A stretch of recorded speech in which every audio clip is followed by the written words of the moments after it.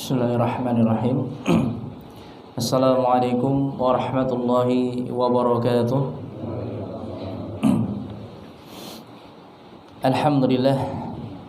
Alhamdulillahi ala ihsanih wa syukru lahu ala taufiqihi wa amtinanih. Asyhadu an la ilaha illallah wahdahu la syarika lah ta'ziman li sya'nih wa asyhadu anna Muhammadan abduhu wa rasuluh ad-da'i ila ridwanih sallallahu alaihi wa ala alihi wa ashabihi wa ikhwanih, amma ba'd. Jamaah sekalian rahimani wa rahimakumullah, alhamdulillah, marilah kita senantiasa bersyukur kehadirat Allah Subhanahu wa taala, senantiasa mensyukuri semua nikmat-nikmat yang telah Allah Subhanahu wa taala berikan kepada kita semua, yang masih senantiasa Allah curahkan kepada kita semua. Dan di antara kenikmatan-kenikmatan tersebut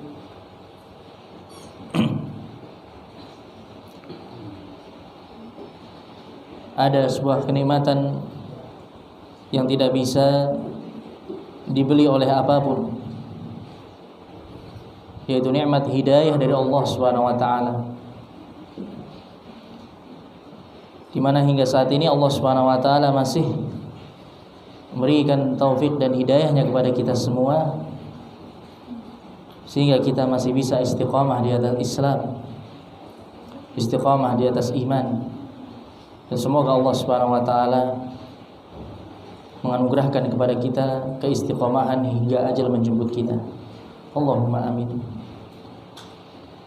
Jamaah sekalian rahimani wa rahimakumullah, insyaallah kita akan melanjutkan pembahasan dari sirah an-nabawiyah, kisah perjalanan hidup Nabi Muhammad sallallahu alaihi wasallam. Kita ambil pembahasannya dari kitab Rawdatul Anwar fi Siratin Nabiyil Mukhtar, karangan Asy-Syaikh Shafiyur Rahman Al-Mubarakfuri rahimahullahu ta'ala. Pada pertemuan sebelumnya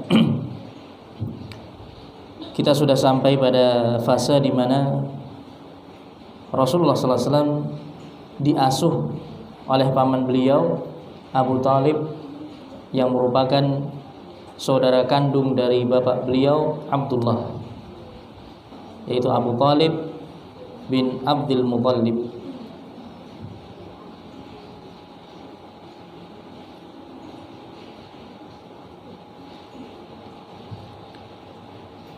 Yang dimana kita tahu bahwasannya paman beliau Abu Thalib itu sangat sayang kepada keponakannya Muhammad sallallahu alaihi wasallam.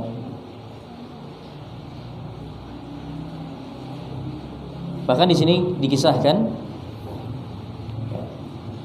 terkait dengan perjalanan safar Abu Thalib bersama dengan Nabi Muhammad sallallahu alaihi wasallam ke negeri Syam.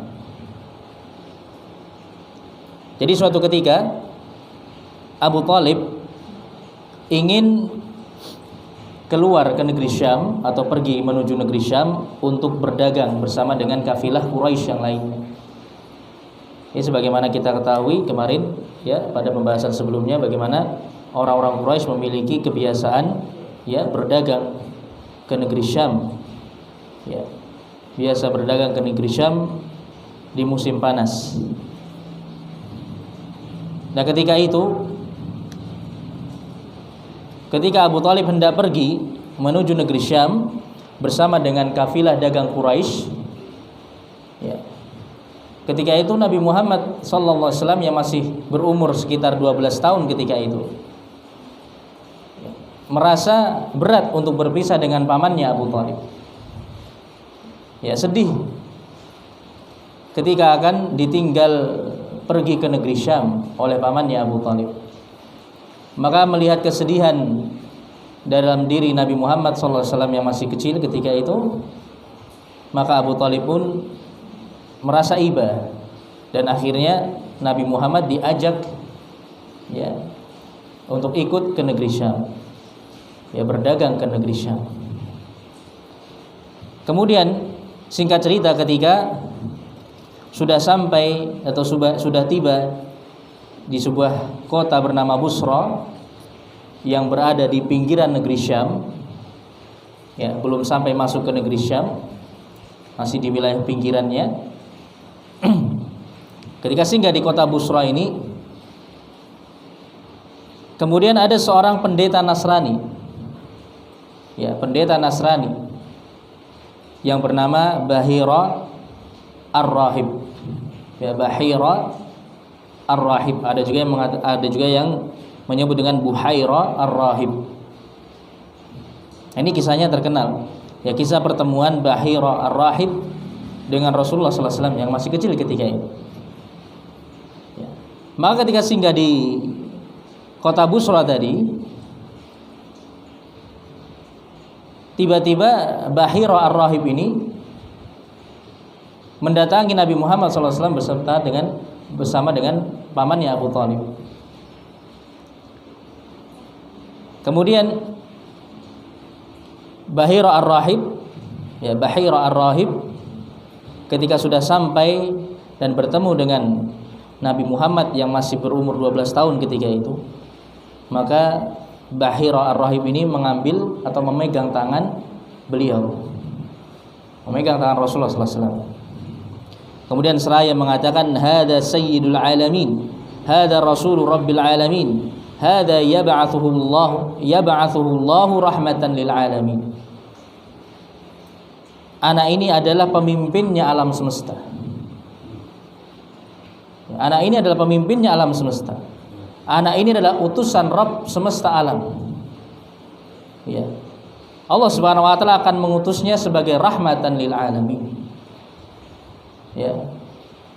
Masya Allah, ketika itu Bahira Ar-Rahib, seorang pendeta Nasrani, dia sudah mengenali bahwasannya Nabi Muhammad yang masih kecil ketika itu, masih remaja, masih sekitar 12 tahun, sudah nampak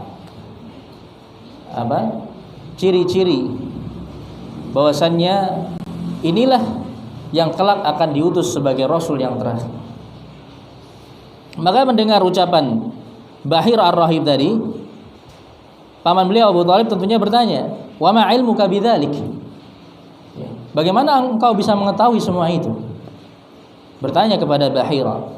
Kemudian Bahira pun mengatakan, innakum hina asraftum minal aqabah lam yabqa hajarun wala syajarun illa kharra sajidan. Allahu akbar.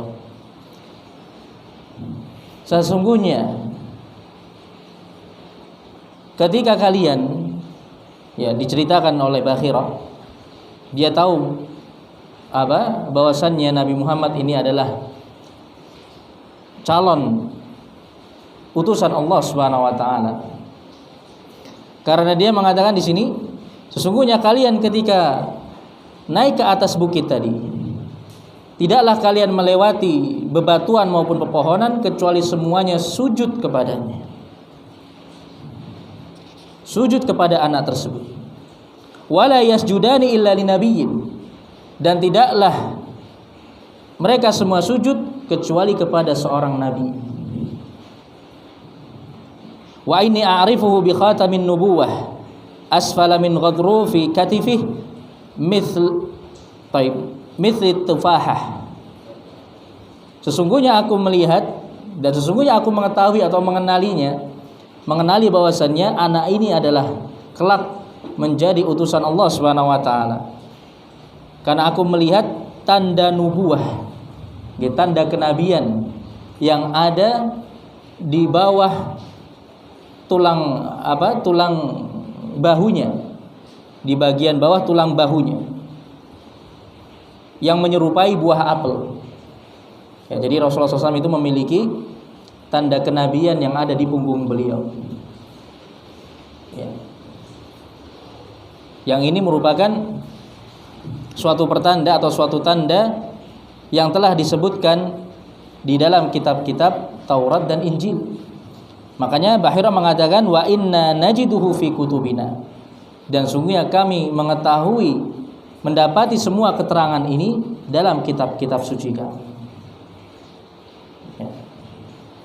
Maka ini merupakan kabar gembira dari Bahira Ar-Rahib kepada Rasulullah SAW dan juga pamannya Abu Thalib, memberitahukan bahwasannya kelak Muhammad kecil ini akan menjadi seorang utusan Allah Subhanahu wa taala.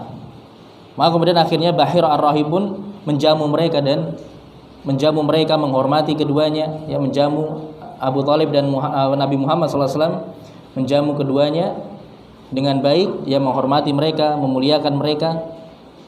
Kemudian Bahira Ar-Rahib memohon kepada Abu Thalib untuk memulangkan Nabi Muhammad SAW yang masih kecil ketika itu untuk kembali ke Makkah. Jangan diajak untuk masuk ke negeri Syam, karena khawatir nanti diketahui oleh orang-orang Yahudi dan orang-orang Romawi. Yang mereka juga tahu masalah ini. Yang mana orang-orang berilmu di antara mereka juga mengetahui tentang keterangan-keterangan tentang ciri-ciri Nabi yang akan diutus sebagai Rasul yang terakhir. Akhirnya kemudian Abu Thalib pun memulangkan Nabi Muhammad SAW ke Makkah. Tidak diajak masuk ke negeri Syam, beliau pun dipulangkan kembali ke Makkah. Karena mengkhawatirkan nanti gangguan dari orang-orang Yahudi dan juga orang-orang Romawi yang banyak ada di negeri Syam. Kemudian jamaah sekalian rahimani wa rahimakumullah, maka ini awal dari mulai nampak jati diri Nabi Muhammad sallallahu alaihi wasallam yang masih kecil ketika itu. Mulai nampak bahwasannya anak kecil ini kelak akan diutus sebagai Rasul yang terakhir.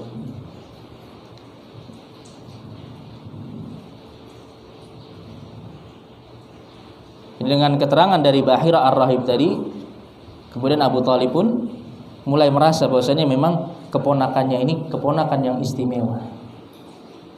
Keponakan yang istimewa. Jadi semakin Abu Thalib ini semakin sayang, semakin menjaga keponakannya ini.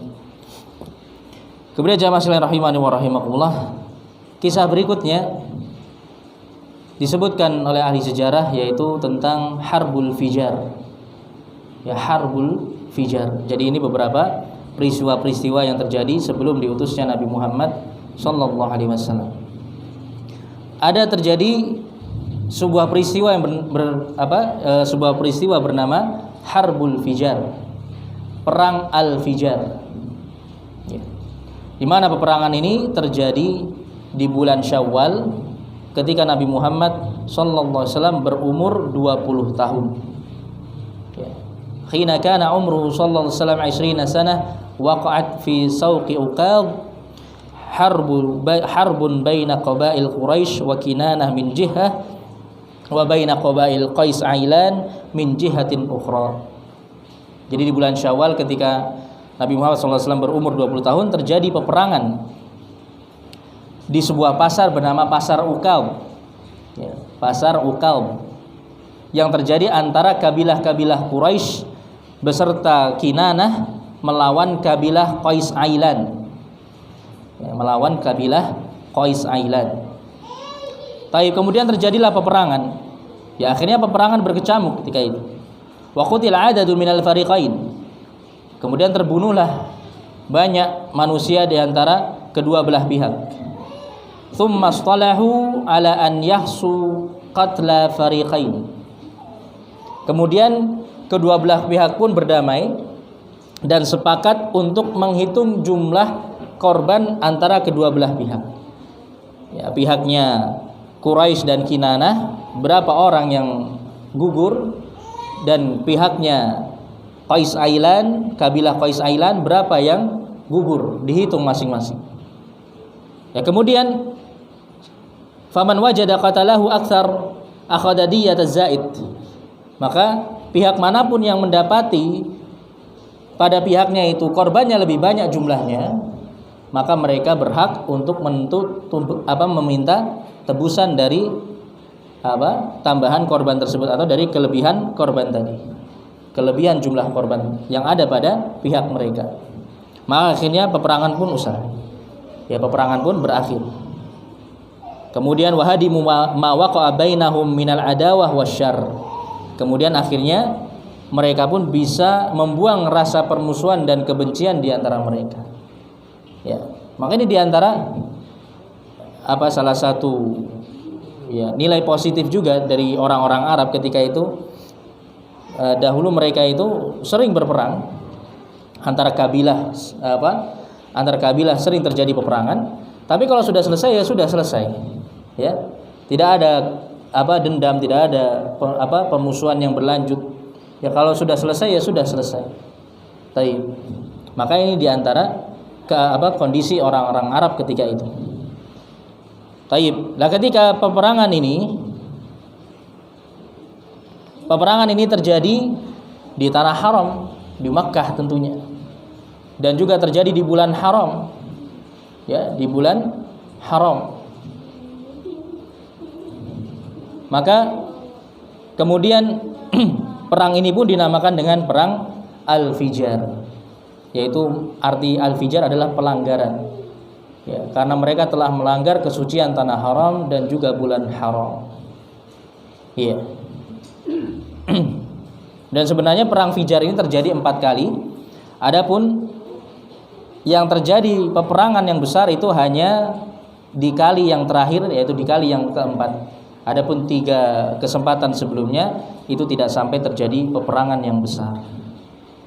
Maka ini peristiwa Harbul Fijar yang terjadi ketika Nabi Muhammad SAW masih berumur 20 tahun. Dan dalam peperangan ini beliau tidak ikut serta masuk ke dalam peperangan, tidak ikut berperang, ya, tidak ikut ke dalam medan peperangan. Karena beliau mengingkari hal ini, ya beliau merasa ini merupakan suatu kemungkaran, maka beliau tidak ikut ke dalam medan peperangan ketika itu. Ya, beliau hanya menyiapkan ya peralatan yang dibutuhkan oleh paman beliau, tapi beliau tidak ikut ke dalam medan peperangan. Wallahu a'lam. Kemudian peristiwa berikutnya yang terjadi setelah terjadinya peperangan Al-Fijar tadi, yaitu suatu peristiwa yang juga sangat terkenal, yaitu peristiwa Hilful Fudul. Ya, peristiwa Hilful Fudul. Ya, peristiwa ini terjadi di bulan Dzulqa'dah setelah peperangan Fijar tadi.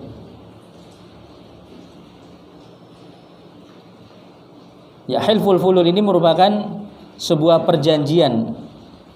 Ya, sebuah perjanjian dari hilfun itu artinya perjanjian. Ya, sebuah perjanjian yang terikat di antara 5 suku dari kabilah Quraisy, yaitu Bani Hashim, Bani Al-Muttalib, kemudian Bani Asad, Bani Zuhrah, dan juga Bani Taim. Ya, jadi sebuah perjanjian yang terjadi antara 5 suku Quraisy, ya Bani Hashim, Bani Al-Muttalib, Bani Asad, Bani Zuhrah, dan Bani Taim. Nah, sebab adanya peristiwa perjanjian ini adalah dikisahkan suatu ketika ada seorang lelaki dari Bani Zubaid datang ke kota Mekah membawa barang dagangan. Ya, dia membawa barang dagangan untuk dia jual, untuk dia perdagangkan di kota Mekah. Dia datang dari luar Mekah. Kemudian akhirnya barang dagangannya tadi dibeli oleh seorang Quraisy bernama Al-As ibnu Wa'il As-Sahmi. Ya, Al-As ibnu Wa'il As-Sahmi. Tapi kemudian Al-As ibnu Wa'il ini tidak mau membayar harga barang tersebut. Dia ambil barang dagangannya si lelaki tadi dari Bani Zubaid tadi, tapi dia tidak mau bayar. Ya, ditahan hak laki-laki tersebut oleh Al-As ibnu Wa'il, tidak mau bayar dia. Maka akhirnya kemudian laki-laki tersebut pun dia meminta bantuan. Ya, meminta bantuan kepada Bani Abdiddar. Kemudian juga meminta bantuan kepada Bani Makhzum. Kemudian meminta bantuan kepada Bani Jumah. Kemudian meminta bantuan lagi kepada Bani Saham dan juga Bani Adi, tapi semuanya tidak mau memberikan bantuan. Ya, dia pendatang di kota Mekah. Dia minta bantuan kepada para penduduk Mekah. Ya, sampai-sampai dia naik ke atas bukit, kemudian dia melontarkan syair-syair, bait-bait syair, ya, yang berisi tentang kezaliman yang dilakukan oleh Al-As bin Wa'il tadi terhadap dirinya. Dia meminta bantuan kepada siapapun yang ada ketika itu dari penduduk kota Makkah. Maka kemudian lewatlah Az-Zubair ibnu Al-Muttalib. Az-Zubair ibnu Al-Muttalib. Ya. Kemudian akhirnya Az-Zubair ibnu Al-Muttalib dia merasa tergerak hatinya untuk menolong orang ini. Maka akhirnya dia pun mengumpulkan 5 kabilah Quraisy tadi, Bani Hashim, Bani Al-Muttalib, Bani Asad, Bani Zuhrah, Bani Taim, dikumpulkan di rumahnya Abdullah ibnu Jad'an. Ya, di rumahnya Abdullah ibnu Jad'an yang merupakan pemimpin Bani Taim. Ya, pemimpin dari Bani Taim. Maka akhirnya kemudian mereka pun membuat sebuah perjanjian dan ikatan, ya, yang dinamakan dengan Hilful Fudul, yang mana isinya adalah upaya agar tidak lagi terjadi atau tidak lagi dijumpai orang-orang terzalimi di kota Mekah, baik itu dari penduduk kota Mekah sendiri maupun dari luar Mekah. Siapapun yang dizalimi, siapapun yang diperlakukan semena-mena di kota Mekah, maka akan ditolong, ya, akan ditolong siapapun dia. Dan dikembalikan haknya, diberikan haknya. Maka inilah sebuah perjanjian yang diprakarsai oleh Az-Zubair bin Muttalib tadi. Kemudian terjadilah perjanjian antara 5 suku Quraisy tadi. Maka akhirnya kemudian haknya laki-laki dari Bani Zubaidi tadi itu akhirnya dikembalikan, diserahkan kepadanya. Ya, diminta paksa dari Al-As ibnu Wa'il tadi. Kemudian diserahkan kepada laki-laki tersebut. Maka di sini Rasulullah SAW dalam perjanjian ini beliau hadir. Ya, beliau hadir dalam perjanjian tersebut. Ya. Karena beliau tahu bahwasanya ini merupakan perjanjian di atas kebaikan. Perjanjian di atas keadilan. Maka beliau pun rela untuk hadir. Ya, berbeda dengan peristiwa perang Fijar tadi yang beliau tahu bahwasanya ini merupakan kemungkaran. Beliau tidak mau mengikutinya. Tapi dalam perjanjian ini beliau mau ikut bersama paman-paman beliau yang lainnya. Dan beliau pun pernah mengatakan ketika beliau sudah diangkat, dimuliakan oleh Allah Subhanahu wa taala sebagai seorang rasul, ya, setelah beliau diangkat sebagai seorang rasul, beliau pernah menyampaikan suatu ucapan terkait dengan peristiwa Hilful Fudul ini. Beliau mengatakan, laqad syahidtu fi dari Abdullah ibni Jad'an hilfan ma uhibbu anna li bihi humrun na'am. Dahulu aku pernah menyaksikan di rumahnya Abdullah ibnu Jad'an sebuah perjanjian yang mana lebih aku cintai, lebih aku sukai dibandingkan unta merah. Dan bahkan beliau mengatakan, walau ud'a bihi fil islami la ajabtu. Kalau seandainya aku diundang untuk mendatangi perjanjian tersebut setelah aku dianugerahkan dengan keislaman, maka sungguh aku akan mendatanginya. Ya. Maka inilah fitrah Rasulullah SAW yang tentunya dijaga oleh Allah Subhanahu Wa Taala. Ya, bahkan sebelum beliau diangkat sebagai seorang nabi dan seorang rasul, beliau senantiasa terjaga dari perkara-perkara buruk. Beliau senantiasa terjaga dari kemungkaran, dari perbuatan-perbuatan kemungkaran, dan beliau senantiasa menjunjung kebaikan, menjunjung keadilan. Ya, beliau senantiasa condong kepada kebaikan, ya, condong kepada kebenaran. Inilah Rasulullah Sallallahu Alaihi Wasallam. Ya, ini tadi peristiwa Hilful Fudul. Baik.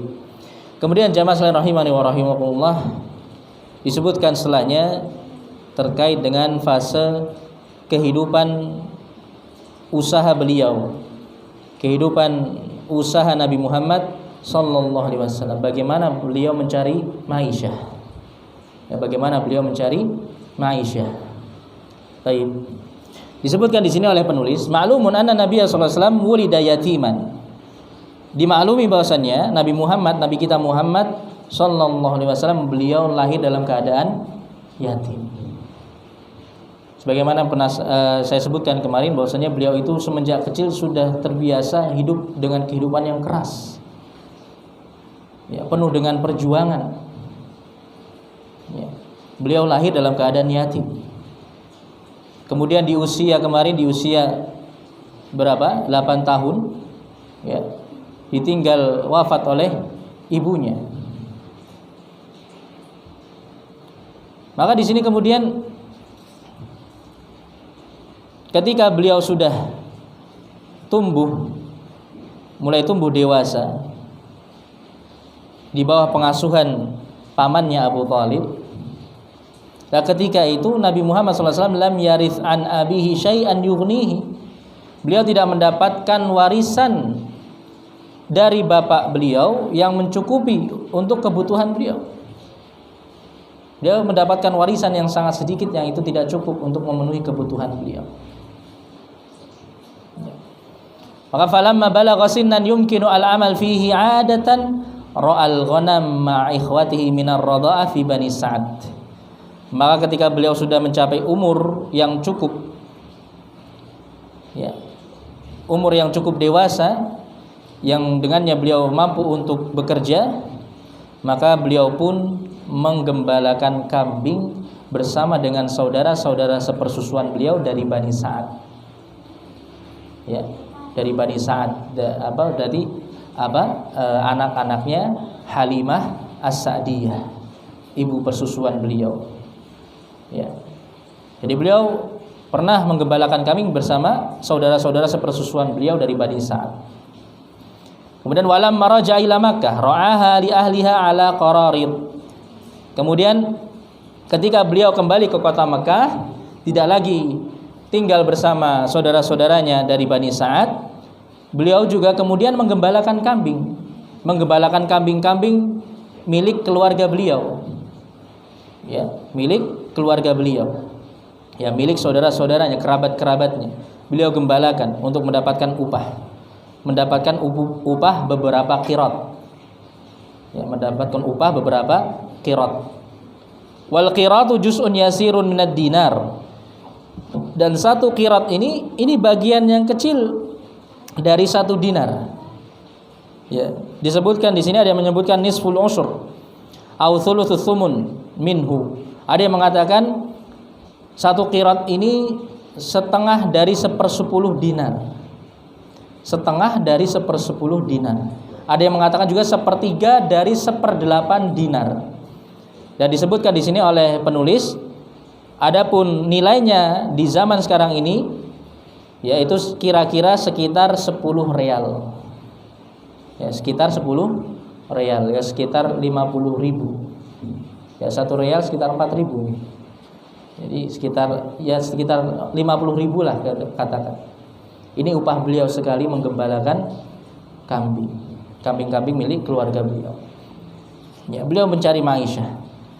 Ya, beliau mencari penghidupan. Beliau berupaya mandiri. Karena beliau juga tidak ingin menyusahkan paman beliau Abu Thalib. Karena beliau tahu bahwasanya Abu Thalib juga bukan orang yang kaya. Abu Thalib masih harus mengurusi anak-anaknya yang lainnya, keluarga yang lainnya. Ya. Ini banyak dibahas oleh para ulama bagaimana kehidupan beliau, ya. Bagaimana upaya beliau untuk mencari ma'isyah. Dan juga disebutkan di sini bahwasanya wara al-ghanam min sunanil anbiya fi awaili hayatihim. Dan sesungguhnya menggembalakan kambing ini termasuk kebiasaannya para nabi di awal-awal kehidupan mereka. Bahkan Rasulullah SAW pernah menyampaikan, ma min nabiyyin illa wara'aha. Tidaklah ada seorang nabi kecuali pernah menggembalakan kambing. Ya. Jadi Masya Allah, ini menggembalakan kambing ini termasuk pekerjaan yang mulia. Ini pekerjaannya para nabi. Ya. Jadi yang punya kambing ya Pak, ini termasuk pekerjaan yang mulia Pak. Masya Allah. Ya. Menggembalakan kambing, mengurus kambing ini termasuk pekerjaan yang mulia. Karena memang butuh kesabaran juga, gitu. Butuh perjuangan, butuh kesabaran, butuh ketelatenan. Ya. Ya, ini bisa membentuk karakter seseorang menjadi apa? Membentuk karakter seseorang menjadi apa? Memiliki sifat-sifat yang mulia. Ya, ini dengan menggembalakan kambing. Ya, Masya Allah. Kemudian ketika beliau sudah beranjak dewasa dan mencapai usia remaja, akhirnya beliau sallallahu alaihi wasallam pun hidup berdagang. Beliau berdagang. Dan ketika itu beliau memiliki teman serikat, ya, teman apa namanya? Istilahnya apa, Pak? Teman usaha, ya. Sebagai partner dagangnya yang bernama As-Sa'ib ibnu Abi Sa'ib. Ya, As-Sa'ib ibnu Abi Sa'ib. Dan As-Sa'ib bin Abi Sa'ib ini mendapati bahwasannya Nabi Muhammad sallallahu alaihi wasallam merupakan teman atau partner dagang yang terbaik. Tidak pernah curang, tidak pernah berselisih. Jadi keduanya tidak pernah saling curang, tidak pernah saling berselisih. Ya. Tidak pernah terjadi suatu perselisihan antara keduanya. As-Sa'ib mendapati bahwasannya Muhammad ibnu Abdullah ini benar-benar sosok laki-laki yang luar biasa, yang jujurnya, ya, amanahnya. Maka beliau pun wa urifa sallallahu alaihi wasallam fi muamalatihi bi ghayatil amanah was-sidq wal ifaf. Maka beliau pun dikenal, ya, beliau Nabi Muhammad sallallahu alaihi wasallam dikenal dalam muamalah yang beliau lakukan dengan kejujuran, dengan amanah, kejujuran dan kehormatan, menjaga kehormatan diri yang luar biasa. Baik. Wa kana hadza hajjuhu sallallahu alaihi wasallam fi jami'i majallatil hayat hatta luqiba bil amin. Maka inilah karakter beliau dalam semua sisi atau semua aspek kehidupan beliau, sehingga beliau pun dijuluki dengan Al-Amin, yang terpercaya, mendapatkan gelar Al-Amin. Ya. Ini sebelum beliau diangkat menjadi Nabi dan Rasul, beliau sudah mendapatkan gelar ini. Taib. Kemudian jamaah sekalian rahimani wa rahimakumullah, selanjutnya fase mulai berkenalan dengan Khadijah binti Khuwailid radhiyallahu anha. Ya. Taib. Nah, di sini awal kali perkenalan Nabi Muhammad dengan Khadijah. Perlu diketahui bahwasanya Khadijah binti Khuwailid radhiyallahu anha merupakan salah seorang wanita Quraisy yang paling utama dari sisi kedudukan dan kekayaan. Ya, termasuk wanita Quraisy yang paling kaya dan yang paling tinggi kedudukannya, yang memiliki kemuliaan. Iya. Maka beliau biasa memberikan modal untuk berdagang kepada seseorang, ya, diwakilkan kepada seorang, kemudian orang tadi menjualkan barang dagangannya Khadijah, ya, ke berbagai negeri. Jadi Khadijah mewakilkan kepada seorang, jadikan sebagai pegawainya untuk menjualkan barang dagangannya. Ya, diberi modal, kemudian dibelikan barang dagangan, kemudian diperjualbelikan. Taib. Maka kemudian Khadijah pun mendengar tentang sosok Nabi Muhammad sallallahu alaihi wasallam yang terkenal dengan kejujuran yang luar biasa. Maka Khadijah pun ingin untuk memperkerjakan Nabi Muhammad sallallahu alaihi wasallam untuk memperjualbelikan barang dagangan milik Khadijah. Lanjut.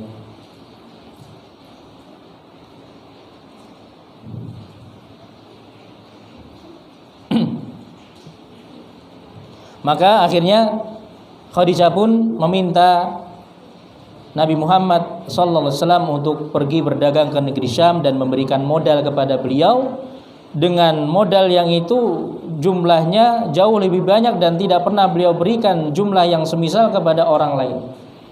Jadi beliau sudah percaya, ya, Khadijah sudah mempercayakan modal yang sangat besar kepada Nabi Muhammad untuk diperjualbelikan di negeri Syam. Maka akhirnya berangkatlah Nabi Muhammad sallallahu alaihi wasallam disertai dengan pembantu Khadijah yang bernama Maisarah ke negeri Syam. Maisarah ini laki-laki ya, bukan perempuan. Jadi Rasulullah SAW pergi bersama Maisarah ke negeri Syam untuk berdagang. Ya, yang merupakan perwakilan dari Khadijah bintu Khuwailid. Ya, keduanya dipekerjakan oleh Khadijah radhiyallahu anha. Akhirnya kemudian keduanya pun berdagang di negeri Syam dan mendapatkan keuntungan yang luar biasa, keuntungan yang besar yang belum pernah didapatkan Khadijah sebelumnya. Ya. Maka Khadijah semakin kagum dengan Nabi Muhammad SAW. Ya. Belum pernah Khadijah mendapatkan keuntungan sebanyak itu dan belum pernah mendapati orang yang seamanah beliau. Ya. Maka akhirnya mulailah timbul ketertarikan Khadijah radhiyallahu anha kepada kepribadian Nabi Muhammad sallallahu alaihi wasallam. Maka akhirnya kemudian ya Khadijah pun merasa tertarik kepada kepribadian Nabi Muhammad sallallahu alaihi wasallam, dan akhirnya disebutkan oleh penulis setelahnya fase berikutnya, yaitu zawajuhu bi Khadijah radhiyallahu anha. Ya. Kisah pernikahan beliau dengan Khadijah bintu Khuwailid radhiyallahu anha. Baik. Maka di sini Khadijah pun melihat sifat amanah dan keberkahan yang dimiliki oleh Nabi Muhammad sallallahu alaihi wasallam yang mengagumkan hati beliau.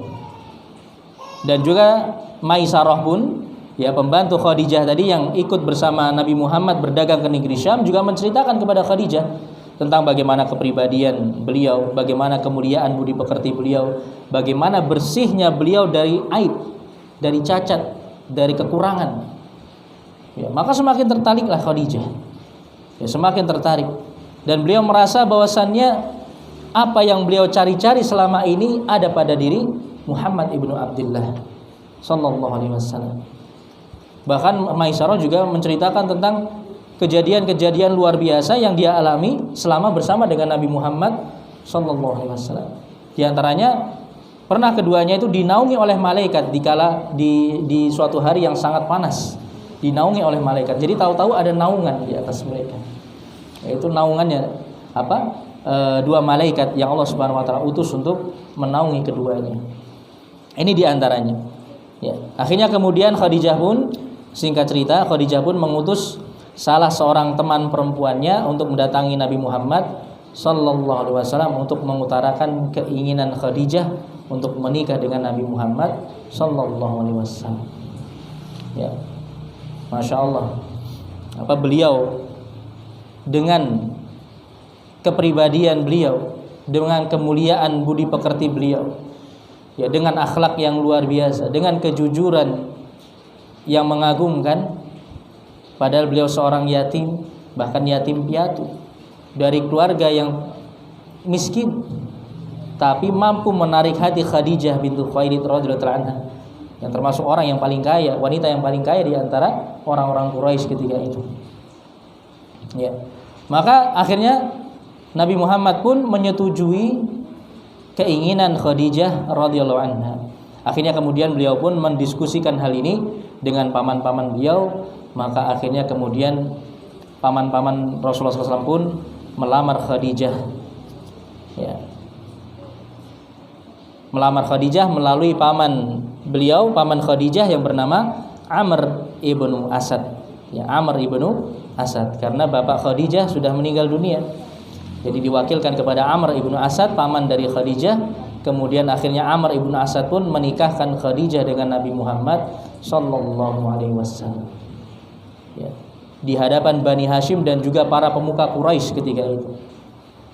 Ya, disaksikan oleh Bani Hashim dan juga para pemuka Quraisy dengan mahar, ada yang mengatakan senilai 20 ekor unta muda, dan ada juga yang mengatakan 6 ekor unta muda.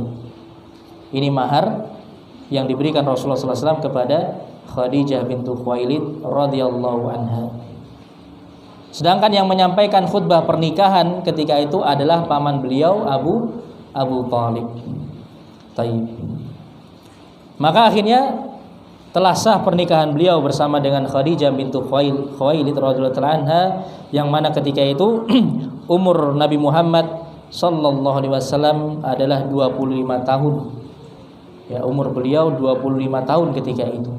Adapun umur Khadijah, ya, ini yang banyak diperselisihkan oleh para ulama, tapi pendapat yang paling masyhur itu ketika Khadijah berumur 40 tahun. Tapi juga ada yang mengatakan umur Khadijah ketika itu adalah 28 tahun. Ya.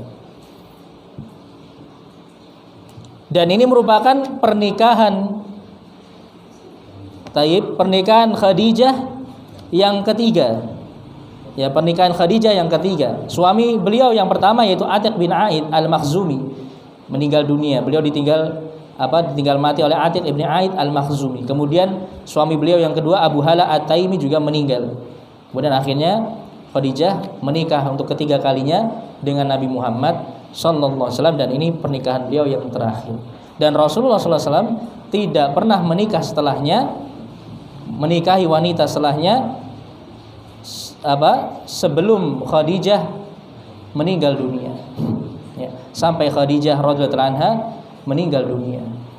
Ya, jadi beliau belum pernah menikah lagi semenjak menikah dengan Khadijah sampai Khadijah bintu Khuwailid radhiyallahu anha meninggal dunia. Maka akhirnya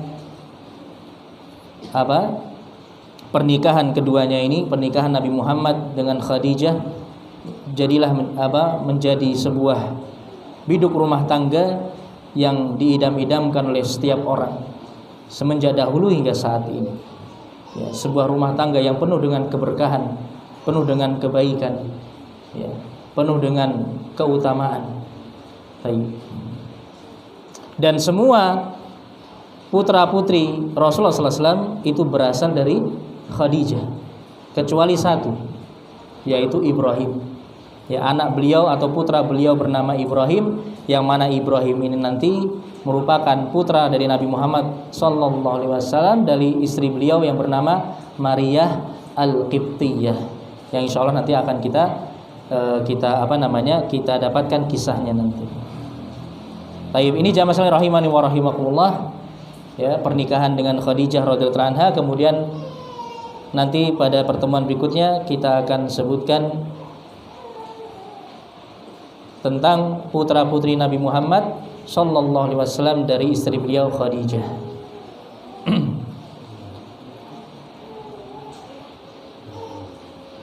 Baik, mungkin ini yang bisa kita bahas pada kesempatan malam hari ini. Mudah-mudahan bermanfaat bagi kita semua. Apabila ada kesalahan kurang saya mohon maaf. Wallahu ta'ala a'lamu bissawab. Alhamdulillahirabbil alamin. Wa sallallahu wasallam ala nabiyyina Muhammadin wa ala alihi wa ashabihi ajma'in. Subhanakallahumma bihamdik asyhadu an la ilaha illa anta astaghfiruka wa atubu ilaik. Assalamualaikum warahmatullahi wabarakatuh.